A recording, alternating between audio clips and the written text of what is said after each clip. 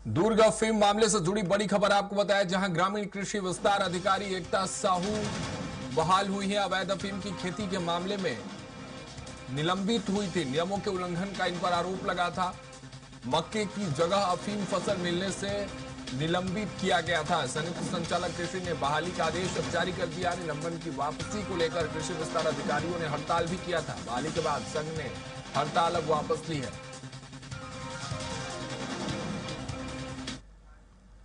चलिए, हमारे सहयोगी आशीष दुर्ग से और अधिक जानकारी के साथ जुड़े हैं। आशीष, किस आधार पर, उन आधारों की अगर बात कर लें तो किस आधार पर एक बार फिर से जो एकता साहू थी जिनको निलंबित कर दिया गया था, उनकी बहाली वापस हुई है?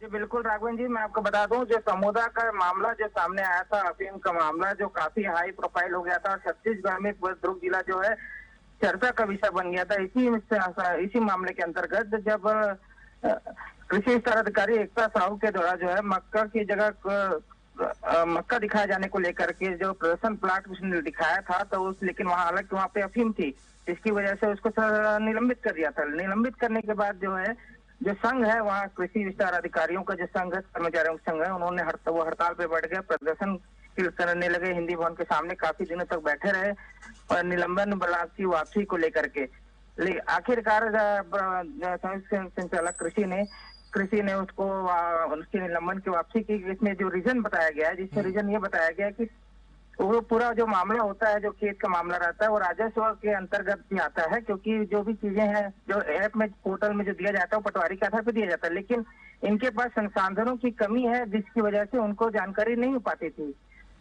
कृषि विस्तार अधिकारी का जो है रीजन यही दिया गया, जिसके बाद इनको वापस बहाल किया गया, जिसके बाद से जो संघ है वो है उन्होंने अपनी हड़ताल वापस ले ली है। जी बहुत शुक्रिया आशीष, हमारे साथ जुड़ने के लिए, तमाम जानकारियों के साथ। अब खबर जांजगीर चांपा से, जहां डबल मर्डर केस का बड़ा खुलासा हुआ है। गांव के ही दो नशेड़ियों ने हत्या की थी। होली का मुखौटा पहनकर वृद्ध दंपति की हत्या की गई थी। 24 घंटे के बाद बदमाश सहित 4 आरोपियों को गिरफ्तार कर लिया गया है। 3 दिन पहले मृतक के घर शादी हुई थी। 50